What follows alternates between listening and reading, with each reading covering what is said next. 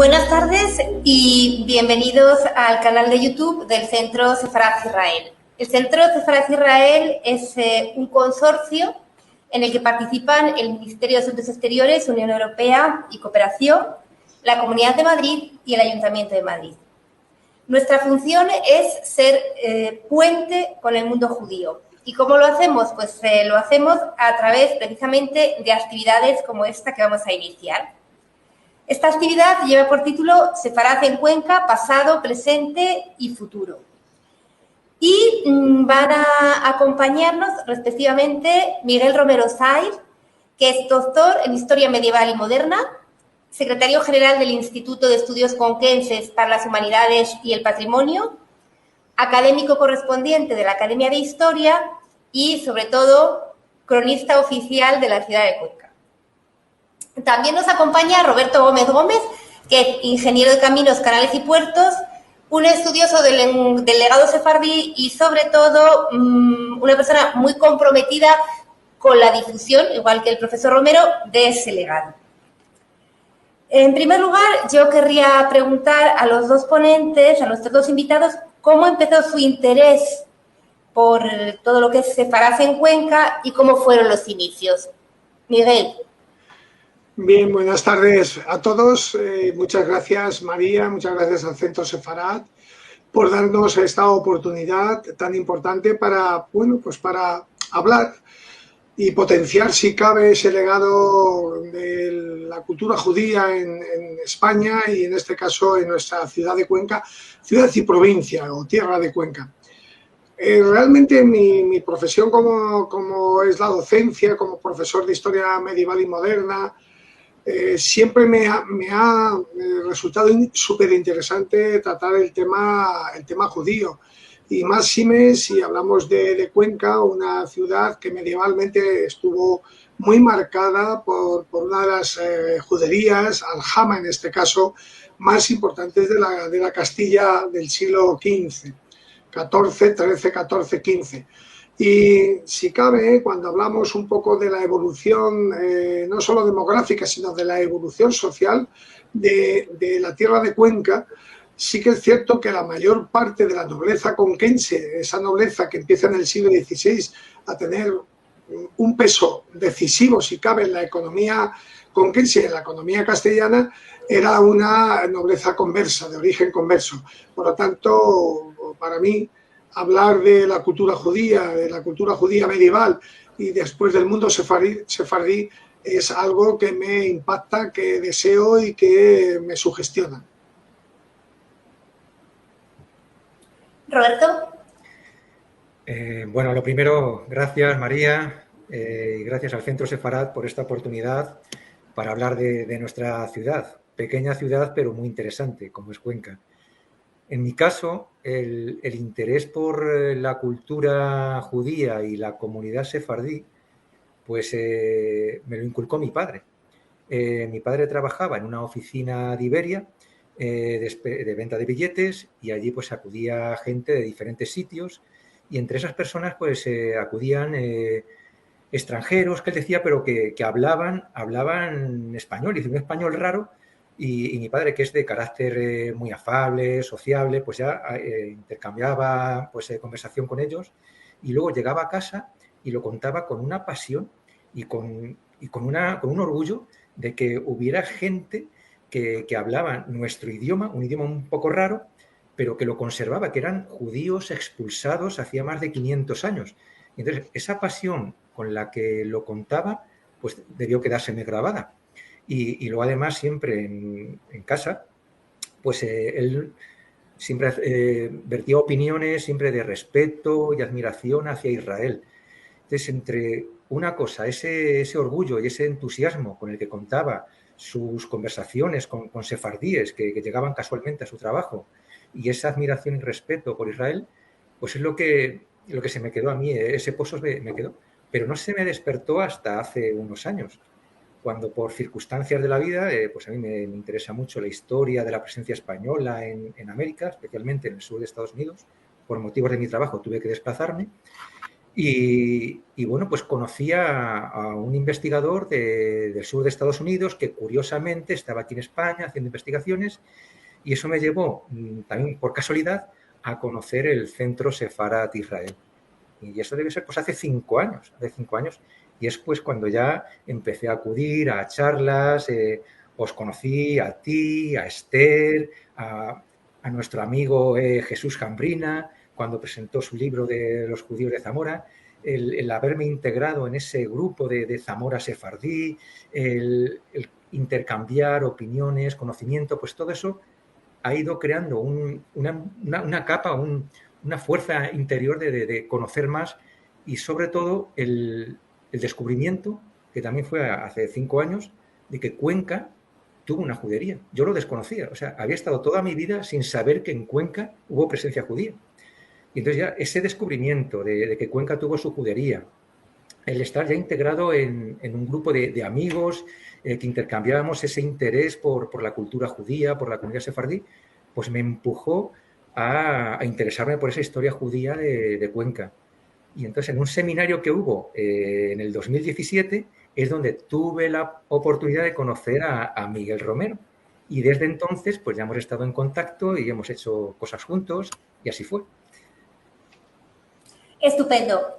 Y bueno, al hilo de lo que acabas de decir y también por empezar por el pasado, yo querría preguntarle a Miguel qué se sabe exactamente de la judería que hubo en Cuenca y sobre todo si se conserva algo de ella, algo que podamos visitar. Bien, pues sí, hay bastante huella documentada, sobre todo en los procesos aconversos. Es decir, desde el momento en que se producen los pogroms en el 1390-91, en este caso la judería desaparece, pero a partir de ese momento el tema inquisitorial va a tener una incidencia importante en la búsqueda de conversos que han quedado en la sociedad imbricada, en la sociedad conquense, y que de alguna u otra manera va a hacer que, bueno, pues exista una gran cantidad de documentación en lo que es el archivo diocesano sobre los procesos inquisitoriales. Pero bueno, al margen de eso, durante las excavaciones que se han llevado a cabo en lo que es el entorno de lo que llamamos el barrio del Alcázar o el barrio de Mangana, los arqueólogos que han trabajado en relación con las instituciones, con programas de inversión de instituciones, tanto la institución municipal como la provincial, han salido a la luz huellas arquitectónicas y arqueológicas de lo que fue en su momento el barrio de la Judería o Alcázar de los Judíos. Ese entorno, que actualmente es una plaza turística con una renovación demasiado modernista, tiene bajo esa plaza, en lo que es el subsuelo, una serie de elementos que están a expensas de poder ser musealizados totalmente, es decir, de poder ser vistos y tratados y dimensionados por lo que es el turismo que llega a Cuenca, que es numeroso, que es infinito, porque está creciendo muchísimo. Y para los estudiosos, como es mi caso, ya no solo como cronista oficial de la ciudad, que es mi deber dar a conocer toda aquella potencialidad patrimonial que tenga una ciudad como es Cuenca, que además es ciudad patrimonio de la humanidad, sino también por lo que para mí personalmente supone el estudio de la etapa medieval y concretamente de esta etapa tan importante, tan decisiva para establecer el entramado sociourbano de una ciudad como Cuenca, que parte de un medievo y que su origen de momento es islámico, para llegar a ser una de las ciudades en el siglo XVI más importantes, no solo de la Castilla Nueva, sino de la Castilla en general y por ende de España, con el tema de la lana, de la industria textil, de la riqueza de la lana, de la ganadería conquense trashumante, y de ser uno de los focos más importantes a nivel europeo de esa industria textil en la que familias judías y conversas, en este caso, tuvieron mucho que decir. Yo quería preguntar una cosa, bueno, a cualquiera de los dos. ¿Qué nos pueden decir de otros enclaves de la provincia que tuvieron presencia judía, como creo que es el caso de Huete, Uclés, Cañete? Bueno, ahí eres tú, Miguel, el que mejor lo conoces. Bien, bueno, pues sí. Cierto es que quizá por mis numerosas investigaciones sobre este tema y por mi ascendencia de una de las localidades que acabas de citar, que es Cañete, realmente Cuenca, la provincia de Cuenca, por las circunstancias sociogeográficas que tiene, las comunidades judías fueron importantes en numerosos núcleos poblacionales de la provincia. Los has citado, entre ellos podemos hablar de Huete.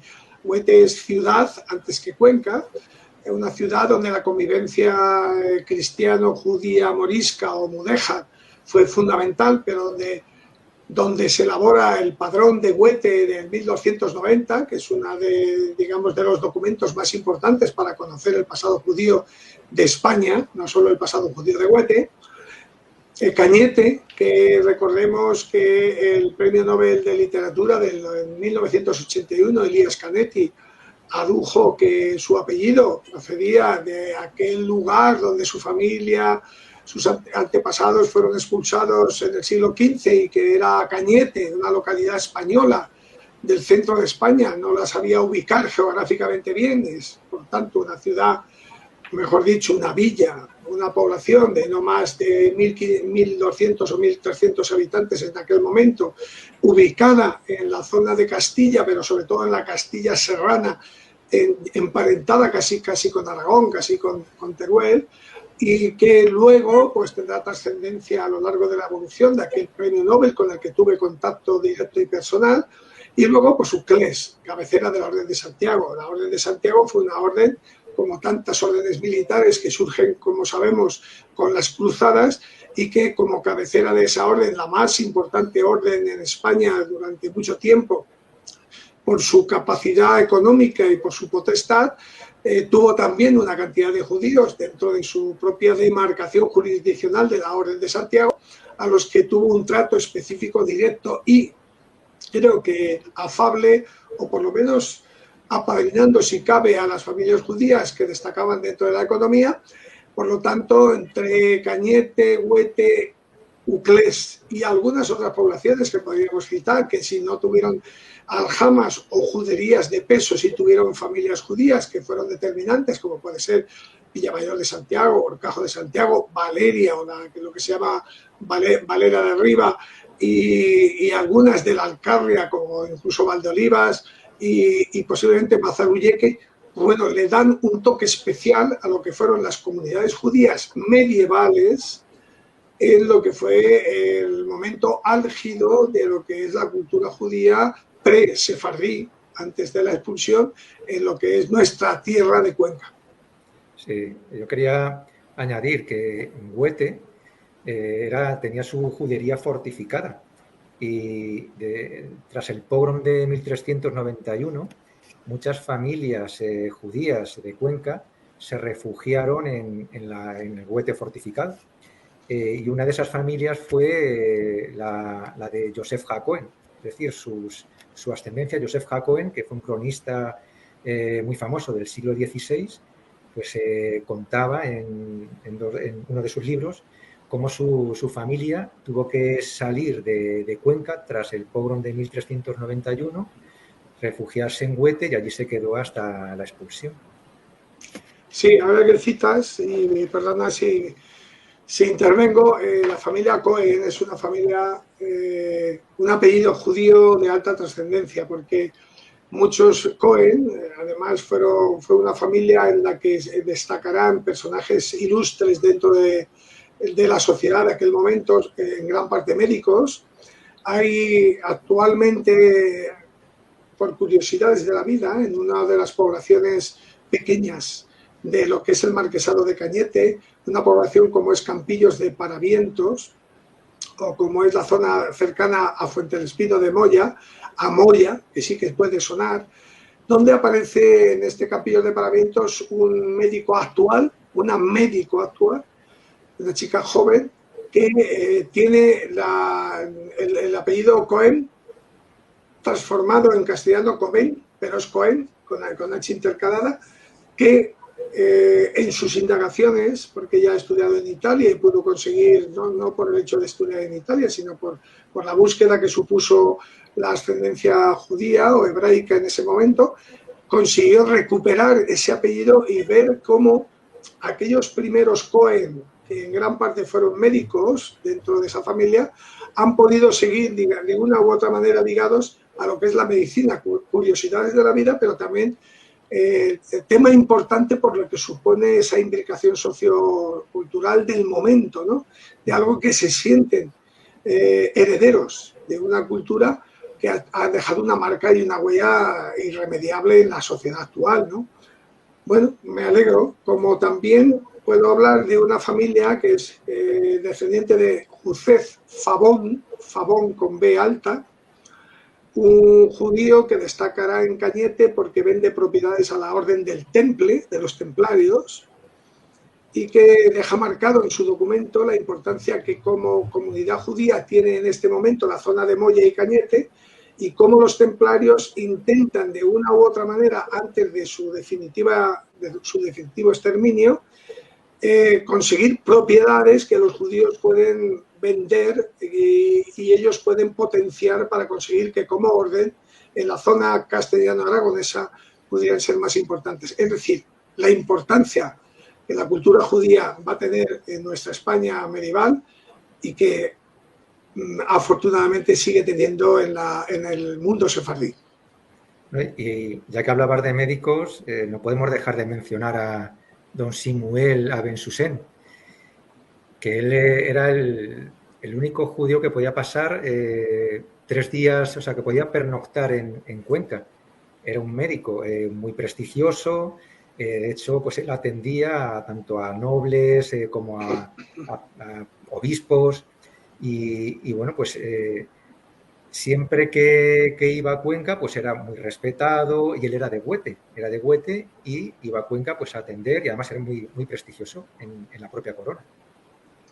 Sin duda, es decir, todo lo que estamos hablando parte originariamente de unas familias de un cierto pasado, pero la dimensión es grande. Yo creo que todos, o si no todos, una gran mayoría hemos visto la serie Isabel proyectada en televisión española.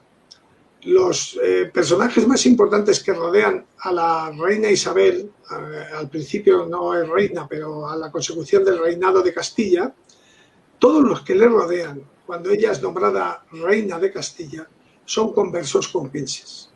Es decir, el arzobispo Carrillo, el Gonzalo Chacón, el malo de la película, que es Juan Pacheco, Andrés de Cabrera, el que se casará con Beatriz de Bobadilla, todos son conversos judíos.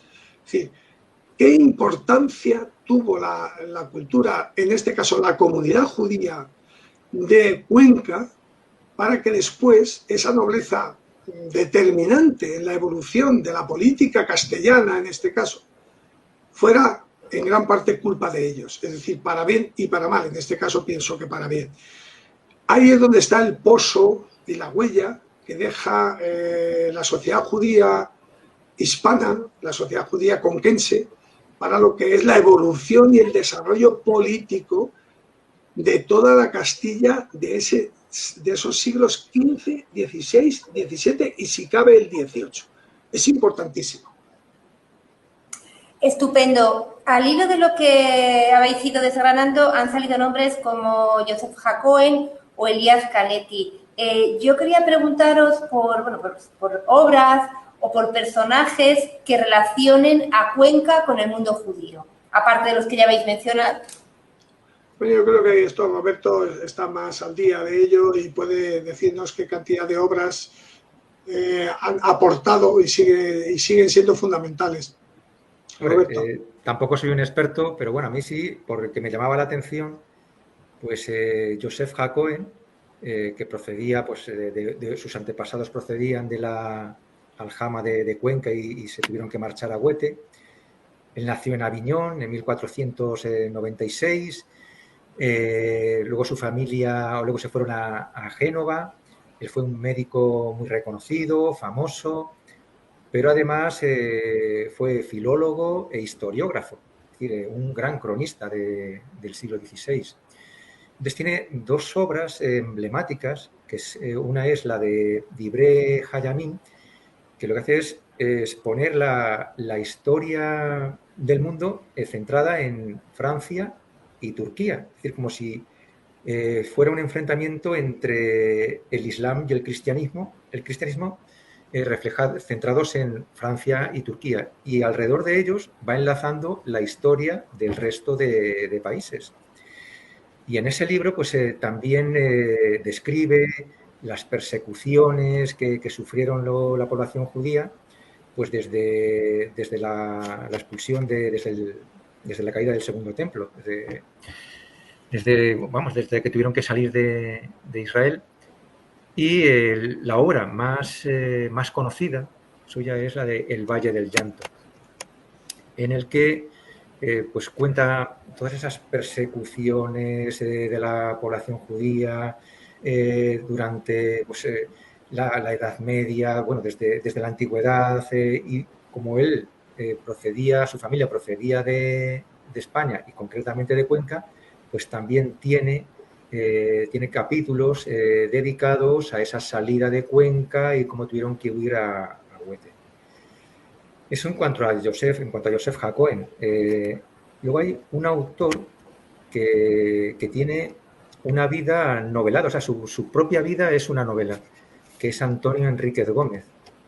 Él no se conoció su vida y su obra en profundidad pues hasta 1993, gracias a un hispanista francés que nació en Salónica, que era Salvador Reba, que descubrió una cantidad ingente de documentación biográfica de Antonio Enríquez Gómez, del que inicialmente se decía que procedía, que había nacido en Segovia, que había muerto en Ámsterdam, y entonces Salvador Reba fue el que confirmó que no, que había nacido en Cuenca en torno a 1600 y que había fallecido en España, en Sevilla, con otro nombre, con el nombre de Fernando de Zárate. Y es que su vida discurre como en tres etapas. Una primera etapa en España, nació en Cuenca, su familia provenía de un pueblo de Cuenca, Quintanar de la Orden. Siempre en sus antepasados pues habían sido perseguidos. De hecho, su abuelo murió en la hoguera, procesado por la Inquisición. Y su padre y su tío se cambiaron el apellido, o sea, porque el abuelo se llamaba Diego de Mora, y se lo cambiaron a Enríquez, que era el apellido de la mujer de la abuela. Y entonces así ya se quedó con el apellido de Enríquez. Y su padre y su tío también fueron procesados, primero porque siendo hijos de un condenado, pues vestían con paños de seda, de terciopelo, o sea, con cierto lujo, y no les estaba permitido. Luego a su tío también lo condenaron y se fue exiliado a Francia. Después a su padre fue condenado por prácticas de ritos judaicos, y también pues fue condenado, se le requisaron todas sus posesiones y se exilió a Francia.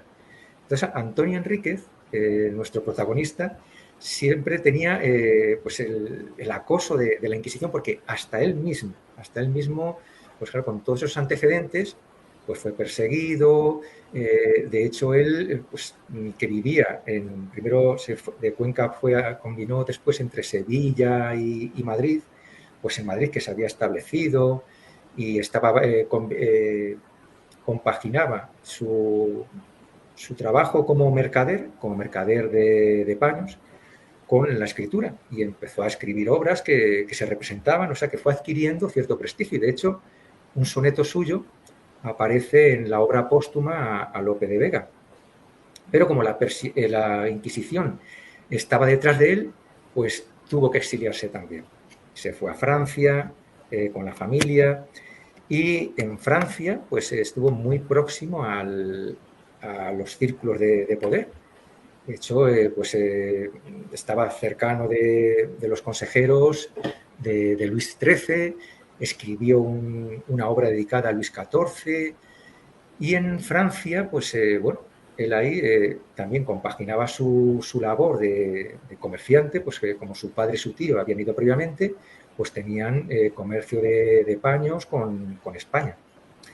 Y pues ahí publicó unas obras, la de más valor que se le atribuye, que es la de Comedias Morales de las Musas, en las que incorpora 4 comedias.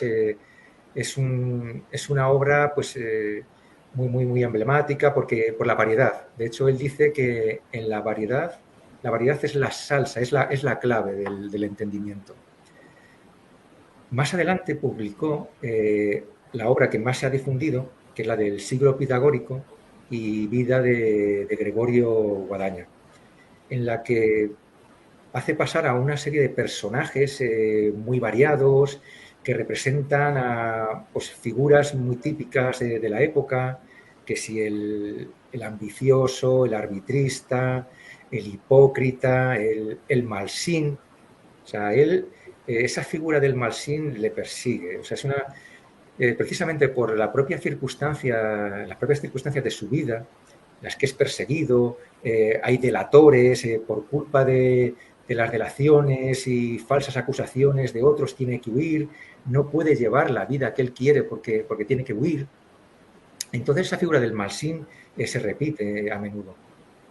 Y en 1647 publica una obra que no se la considera como ni la de más valor, ni la más difundida, pero que igual sí que muestra ese sentimiento que él tiene del perseguido, porque de hecho de Antonio Enríquez lo que se dice es que era uno de esos españoles infelices unidos a su patria por el nacimiento y por el idioma, pero que fueron dolorosamente separados por la sangre y la religión. Entonces, él, esa obra que publicó en 1647 era Política Angélica, en la que pues ensalza, o sea, aboga por un cierto, digamos, constitucionalismo, en oposición pues al absolutismo monárquico que imperaba en aquel momento. Y de hecho, en esa obra destaca su defensa pues por la honradez de los súbditos de la corona, esa honradez sin atender a su origen y creencia religiosa, el que destacaba también que el desarrollo económico y el comercio eran las claves para conseguir la prosperidad y el bienestar.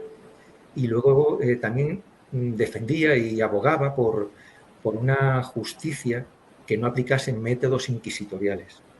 Es decir, en esa obra Política Angélica pues, saca sus grandes valores morales, y fue una obra, igual que sus ideas y todos los valores que la atesoraba, eran revolucionarios para su época. Tenía un pensamiento liberal.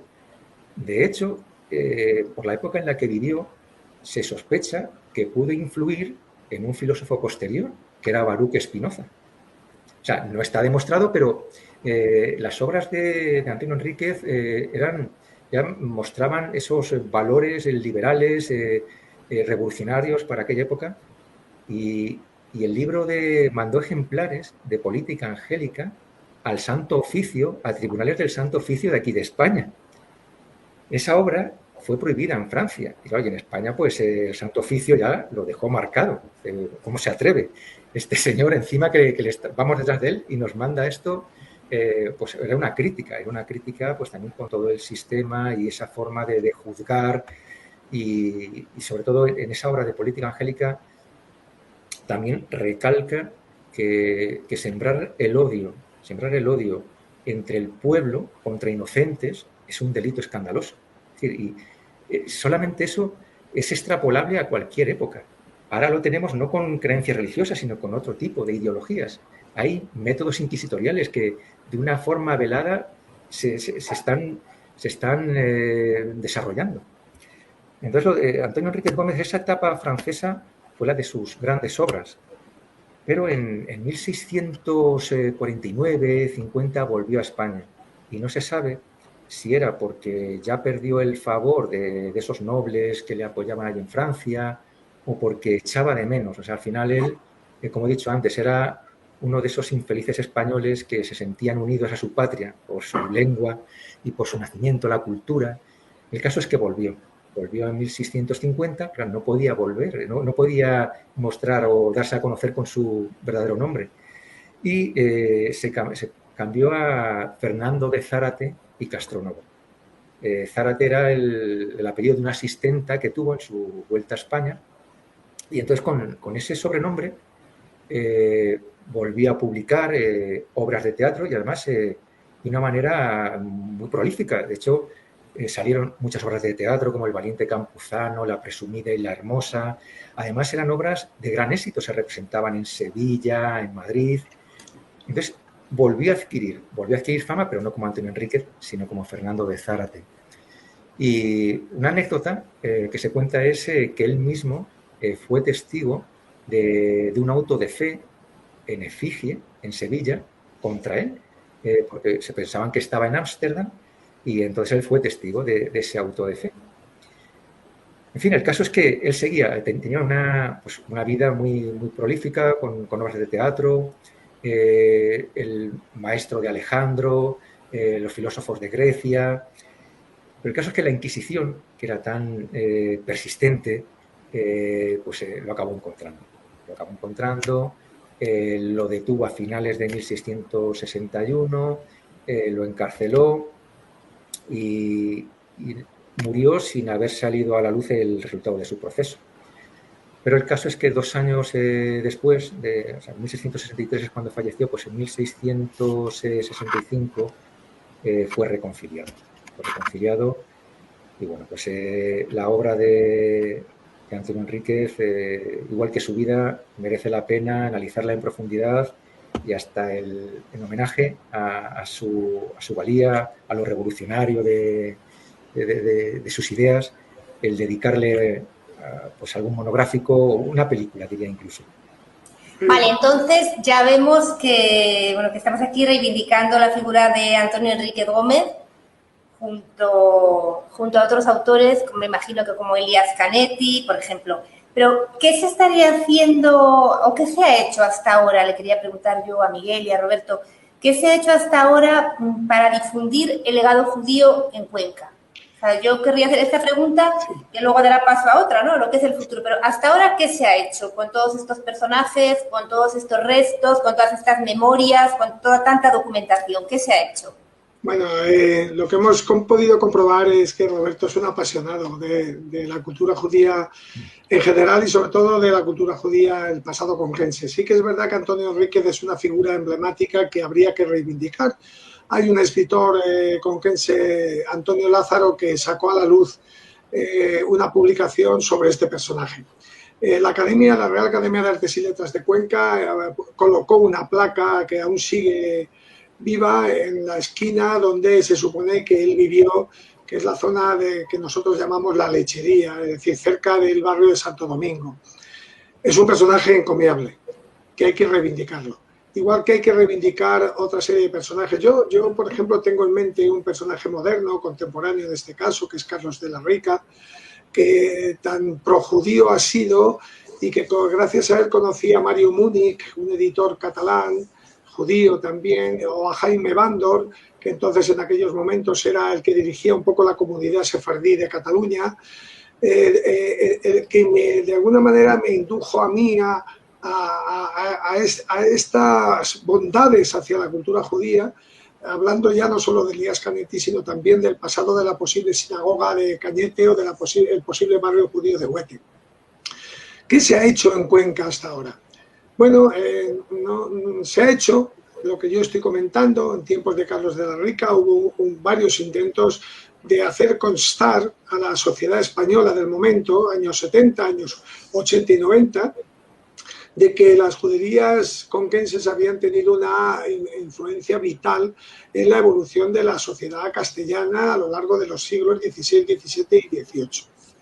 Por otro lado, nosotros, en este periodo más moderno, desde el Instituto de Estudios Conquenses, hemos pretendido, y sobre todo encaminados o coordinados por mí, con la ayuda de Roberto y de algunas otras personas de Cuenca, de ver cómo podemos reivindicar o sacar a la luz lo que era la judería conquense, que podemos ahora, tengo un PowerPoint dispuesto para completar, si cabe, el lugar, el emplazamiento en el que la judería conquense hasta el 1391, en uno de los sitios más emblemáticos de la ciudad de Cuenca, estuvo ocupada con su amurallamiento y sus dos grandes puertas, la Fonsadera y la Somera, para salir y entrar con cierta libertad de las familias judías en lo que era la comunidad conquense de los siglos XII, XIII y hasta el momento de los pogromos.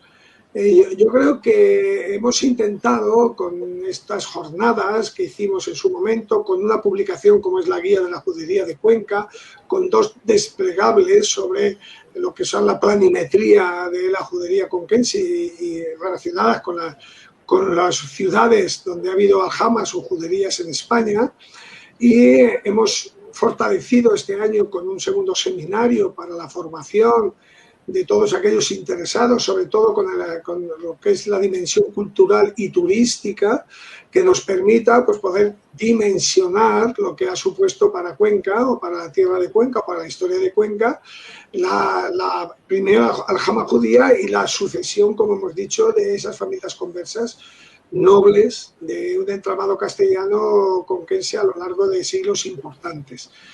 La intención, continuar.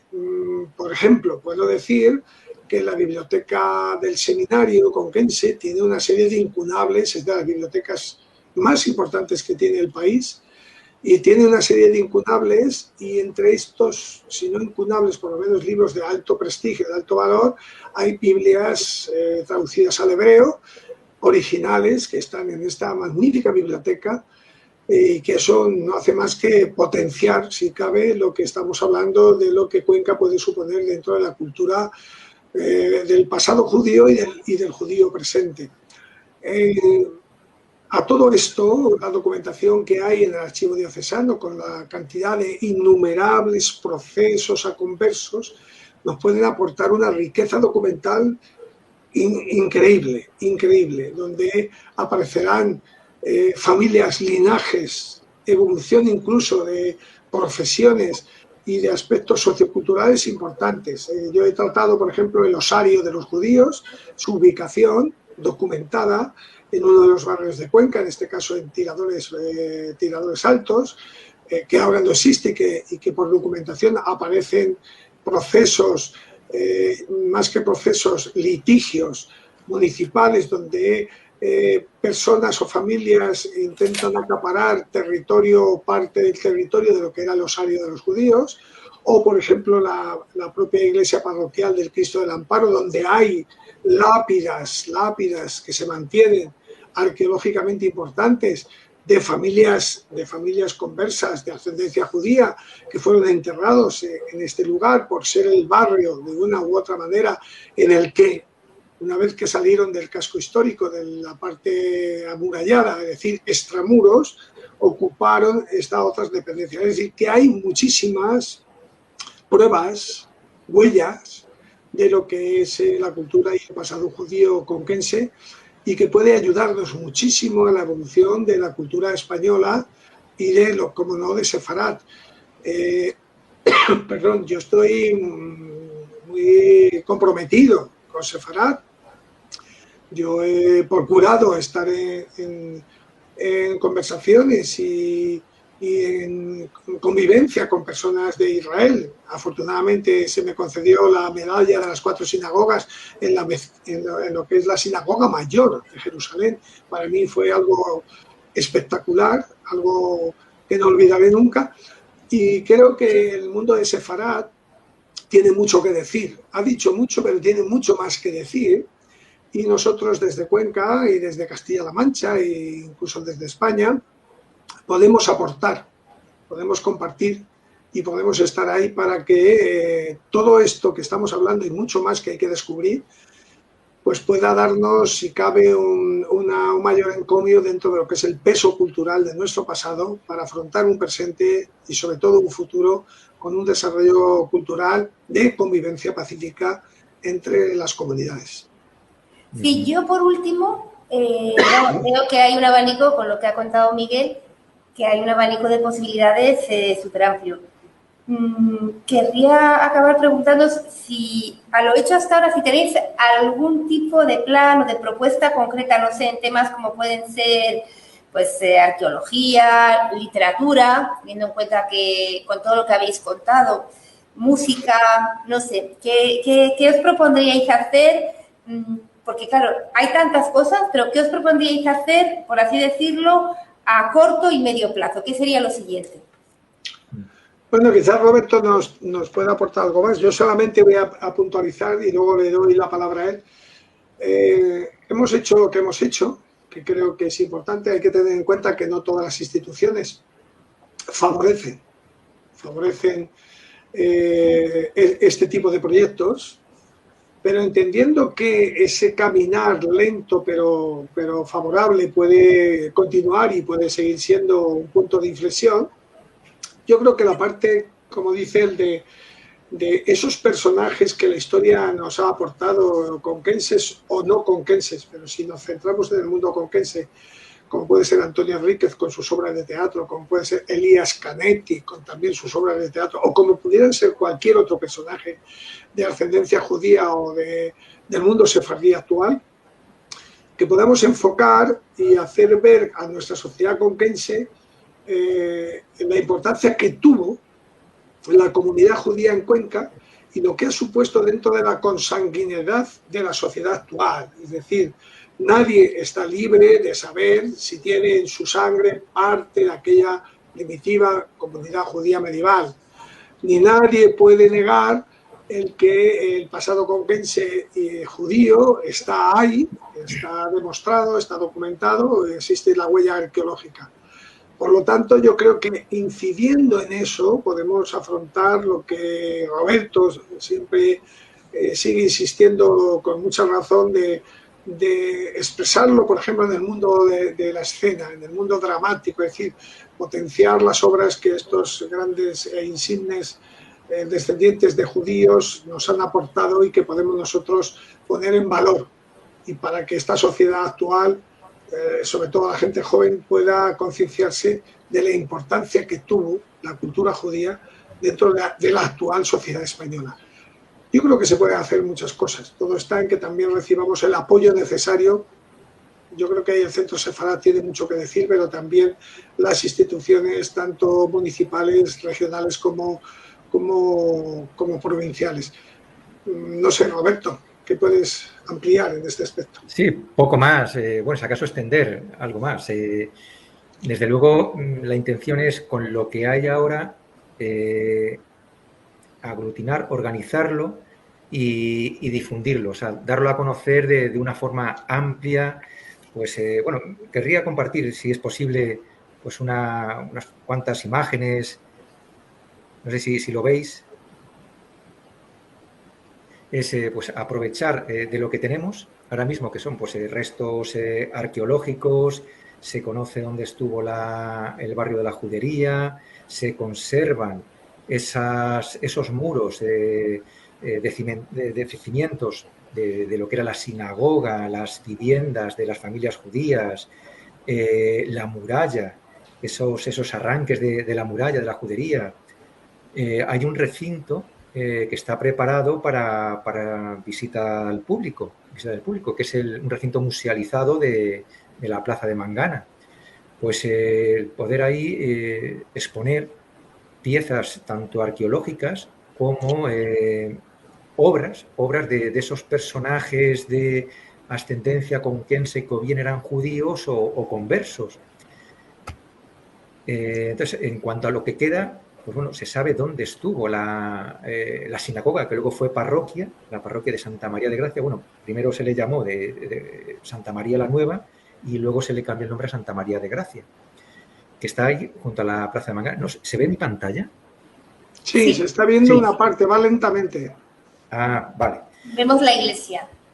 Vale, bien. Entonces, aquí a la derecha lo que se ve son restos cuando derribaron la parroquia de Santa María de Gracia, que había unas yeserías en todo el friso de los muros, columnas, y que eran inscripciones inscripciones hebreas de salmos, el Deuteronomio, y entonces en este caso pues todavía se conservan ahí esas letras en hebreo. Y aquí pues una maqueta, de hecho se hizo una maqueta de lo que fue la parroquia de Santa María de Gracia, que es la misma planta, salvo los añadidos en el extremo y en un lateral, era la misma planta, y la torre del campanario era la misma planta de la sinagoga. Luego, como ha dicho Miguel, las pruebas que se unieron a los procesos inquisitoriales, pues hay cábalas, textos en hebreo que requisaron a los procesados, hasta versos de Saint-Top de Carrión. Pues luego las obras de Yosef Hacohen, pues también en un recinto exponerlas. Pues aquí está el ejemplo de El Valle del Llanto, el Dibre Hayamín, de Antonio Enríquez Gómez, pues bueno, sus obras emblemáticas, exponerlas. Y aquí es donde lo que mencionaba Miguel, que nació en la calle de las Lecheras y que ahora se llama calle Retiro, y como la Academia de las Artes y las Letras de Cuenca, pues puso una placa en homenaje de Antonio Enríquez. Pues el dar a conocer esas obras, reforzar y difundir con mayor amplitud el legado y la obra de Elías Canetti, que además era pues, un autor que además él mismo decía que su obra no se podía comprender sin su teatro. Es decir, que él decía que su parte más íntima está reflejada en su teatro. Entonces, pues la idea sería aprovechar esas obras de teatro que ahora mostraré, pues las portadas de Elías Canetti y Antonio Enríquez, pues para representar algunas de sus obras. Bueno, y aquí veis, son la única, yo no he encontrado ninguna otra calle dedicada a Elías Canetti en España, y solamente está en Cañete. No sé si tú, Miguel, o tú, María, o alguien cuando escuche pues esta grabación, este vídeo, si hay alguna otra ciudad en España que tenga una calle dedicada a Elías Canetti. Pues de momento solamente Cañete, y ahí está la placa en homenaje al premio Nobel. Y aquí están las tres obras de Elías Canetti. El teatro de Canetti era extremadamente original, con una intensidad dramática tremenda. Le daba un desarrollo psicológico a los personajes que era, vamos, vertiginoso, y daba una crudeza a los sucesos escénicos que eran pioneros en su época. Despojaba a sus personajes de cualquier rastro de humanidad, y se movían impulsados por sus impulsos más, por sus instintos más primarios. En La boda va sobre una comitiva nupcial, o sea, la celebración de una boda, y refleja cómo todos los personajes lo único que pretenden es enriquecerse y aprovecharse del otro. Entonces se van desencadenando una serie de escenas cada vez más surrealistas. El final, vamos, es tremendo, y a pesar de la catástrofe de todo el ambiente, los personajes siguen solamente preocupados en cómo conseguir sus objetivos más mundanos. El problema que tiene La boda es que son muchísimos personajes, son 29, pero bueno, se podrían desdoblar algunos de ellos y posiblemente reducir a la mitad y llegar a representarse. La segunda obra de teatro de Canetti es La comedia de la vanidad. Aquí crea una atmósfera grotesca en que muestra toda la variedad de manipulación demagógica y de sometimiento del individuo bajo un estado totalitario, en el que en este caso está proscrita la vanidad. Pues este tipo de sometimiento individual y manipulación demagógica pues es extrapolable a nuestros tiempos también. Y esta obra, la verdad es que es como angustiosa y también tiene 29 personajes, pero lo mismo que en la Oda, se podrían desdoblar algunos de ellos y reducirlos a la mitad. Esas dos obras, La Boda y La Comedia de la Vanidad, las escribió en los años 30. Coincidió con la llegada del nazismo. Elias Canetti tuvo que huir de Austria, que era donde vivía, y entonces ya estas obras no se representaron hasta 40 años después, y ya él no estuvo implicado directamente, y bueno, poco se sabe de esas representaciones, que fueron muy escasas. Los Emplazados la escribió en los años 50, más o menos en 1952, y pues en esta obra refleja una rebelión radical y racionalizada a la vez contra la muerte. En ella aparece un estado, una dictadura de la muerte, en la que cada individuo nace con la fecha y hora de su muerte ya predestinada, o sea, ya nacen predestinados con el día y hora de su fallecimiento. Entonces, esta obra también es apasionante, porque la vas leyendo y ves cómo la mayoría de la sociedad lo acepta, nadie se hace preguntas, pero basta con que alguien ya ponga en duda ese sistema establecido como para que ya se encienda la mecha y se extienda la llama. La obra de Los Emplazados sí que se ha llegado a representar en España, fue en 2005 por lo que he encontrado, y fue en San Lorenzo del Escorial, en homenaje a Elias Canetti por los 100 años de su nacimiento. Pero ya no se ha vuelto a representar. Entonces, el teatro de Canetti es un desconocido y tiene mucho potencial. Bastaría con que hubiera alguna compañía con ganas y con atrevimiento para ponerla en escena, porque es cierto que es un teatro turbador, y entonces pues da respeto el ponerlas en escena. Pero bueno, sería una oportunidad, ya que apenas se han representado y tienen muchísima fuerza, pues el ponerlas y que fuera en Cuenca, donde se pudiera representar una obra de Canetti al menos, y alguna obra de Antonio Enríquez. Y en eso estamos trabajando, en que Cuenca se convierta no solamente en un lugar de celebración de seminarios, de congresos, para conocer la historia judía, sino que la historia es necesaria conocerla porque es la base, pero hacer una proyección a algo más amplio culturalmente, como puede ser el teatro, representaciones musicales, encuentros literarios. De hecho, ahora me viene a la mente la escritora Margalit Matitiajo, que ella escribe unos poemas preciosos, ha estado en Cuenca, tiene un poema dedicado a Cuenca, titulado Cuenca de la Luz. Entonces, de hecho, tú, Miguel, estuviste en Israel hace un par de años en un encuentro de escritores castellano-manchegos con escritores judíos de Israel, con escritores sefardíes. Entonces, continuar con esa dinámica de encuentros literarios, pero extenderlo al teatro, porque es una manera también de dar a conocer al público esos autores que están conectados con Cuenca, utilizar esa conexión que tenían con Cuenca para representar sus obras, que se conozcan, y a la vez que se fuera ampliando a nuevos grupos actuales, tanto de España como de otros países, de Israel, que vinieran y se organizasen certámenes de teatro.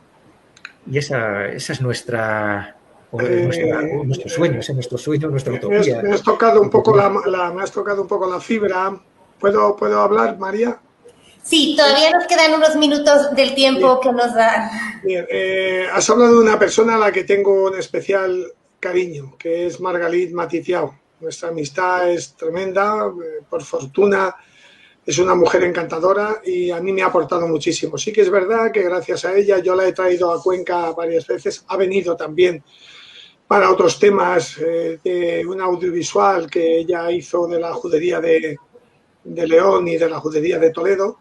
Y yo la conocí y es una gran poeta y nos permitió que la poesía, que es universal, que nos permite entrelazar corazones y comunidades de diferente lenguaje, hicimos un encuentro hispano-israelí en el que la Asociación de Escritores de Castilla-La Mancha, coordinados por mí, fuimos a Tel Aviv y a Jerusalén, y allí tuvimos la oportunidad de manifestar nuestra poesía y encontrarla con la poesía sefardí, en este caso, en el Instituto Cervantes, en la Casa de Israel, en la Casa de los Escritores de Israel, y eso fue enriquecedor. De hecho, muchos de los poemas de poetas conquenses se tradujeron al hebreo, y eso ha quedado plasmado en un documento, afortunadamente, que nos hace mantener la universalidad. Margalit tenía previsto haber podido estar en este último encuentro que hemos tenido. No ha podido ser, pero vendrá porque a pesar de su edad, ella es vital y está dispuesta y preparada. Yo quería, no sé si da tiempo para proyectar unas imágenes rápidas de la ubicación de la judería conquense en un PowerPoint, pero intento de que lo hagan muy rápido, que no se retengan en cada imagen. Si es posible, proyectarlas, no lo sé. Si ahora... Estupendo, vamos a ver si es posible. Las cuestiones técnicas. Y mientras, pues bueno, decir que lo que hablaba Roberto es verdad, es una realidad. El tema del teatro es fundamental. La poesía creo que también es fundamental porque nos permite unir sentimientos, unir lenguajes, unir corazones, y aunque siendo difícil la poesía, permite que los sentimientos afloren, y cuando afloran los sentimientos es menos falso que la narrativa o menos falso que la novela. En ese sentido, yo creo que nos une verdaderamente con sinceridad los corazones. Y por otro lado, la Inquisición española realmente fue dura, y sobre todo el Tribunal de la Santa Inquisición conquense fue excesivamente dramático, con cantidades inmensas de procesos a conversos. Todo está documentado, y donde quizás no fueron pasados por esa hoguera tan trágica muchos de ellos, yo creo que fueron muy poquitos, pero sí fueron quemados en estatua y fueron procesados por el mero hecho de haber tenido ascendencia conversa. Todo eso, que es una cultura de la España oscura o de la España negra, está ahí, y está ahí. También nos puede venir bien para revitalizar un poco lo que es actualmente ese intento de congeniar para buscar una solidaridad, una convivencia actual en la que todas las culturas, todas las religiones tengan cabida en este espacio actual, con una paz tan necesaria que tarda mucho en llegar, y que nos haga ser, si cabe, más humanos y sobre todo más grandes. Y bueno, simplemente gracias por darnos esta oportunidad y saber que estamos aquí, que estoy a vuestra disposición, tanto del Centro Sefarad como de cualquier iniciativa que pueda surgir de otra asociación que quiera sacar a la luz o que quiera potenciar lo que es el mundo judío, lo que es el mundo de los sefardíes. Pues que Miguel Romero, dentro de mi humilde cualificación y proyección, siempre estará dispuesto a poder colaborar con todos vosotros. Bueno, pues nada, sobre todo muchísimas gracias, Miguel, muchísimas gracias, Roberto, muchísimas gracias a todos los que nos han escuchado. Ya saben que si nos pueden hacer alguna aportación, si pueden hacer alguna aportación en Cuenca, será bien recibida, y sobre todo desde aquí, desde el Centro Sefarad Israel, vamos a seguir todas estas iniciativas. Buenas tardes. Buenas tardes. Bueno, permitidme un momento. Sí, te oímos, te vemos. Sí, permitirme que hay un personaje que no he mencionado, pero lo quiero, por lo menos así, de forma rápida, que es Jacobo Cuenca, porque su obra él era doctor en bioquímica, pero hizo un libro en homenaje a su familia, en la cual siempre se había transmitido de padres a hijos que procedían de Cuenca y tenían un deseo que era el volver alguna vez a la ciudad de sus antepasados, a Cuenca. Entonces, Jacobo Cuenca cogió ese testigo y entonces escribió un libro en homenaje a su familia, en el que desmenuzó todo el árbol genealógico hasta llegar a sus antepasados conquenses, y cumplió el sueño de su familia de viajar a Cuenca. Entonces, viajó a Cuenca con su mujer, estuvo en el archivo diocesano y de hecho pudo ver procesos de los que podían ser antepasados suyos, que tenían el apellido Cuenca. Entonces, ese sentimiento de, a pesar de los siglos transcurridos, la expulsión, o sea, que España pues desheredó a parte de sus ciudadanos simplemente por la creencia religiosa, pues a pesar de eso, la comunidad sefardí mantuvo esa unión con sus raíces de sefarad y lo transmitió a sus descendientes. Y bueno, y si hubiera oportunidad, me gustaría poner al final un vídeo, después de tus imágenes, Miguel, que resume ese sentimiento de la comunidad sefardí. El vídeo, o sea, las palabras de Solomón Gaón cuando recogió el Premio Príncipe de Asturias a la Concordia en 1990. Bueno, muchas pues gracias. Muchísimas gracias, y sobre todo que todas estas iniciativas, también la historia de Jacobo Cuenca, que puedan verse materializadas para todas las personas que tengan a bien ir a Cuenca y conocer más sobre su patrimonio judío.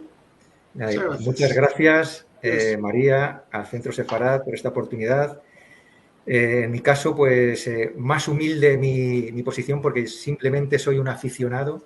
Mi profesión no tiene nada que ver, pero hay algo, y eso es muy común. Cuando hablas con más amigos y gente que tiene estas inquietudes, es como si hubiera algo en nuestro interior que te impulsa a conocer más sobre la historia judía en España y la comunidad sefardí. Gracias. Muchas gracias a todos.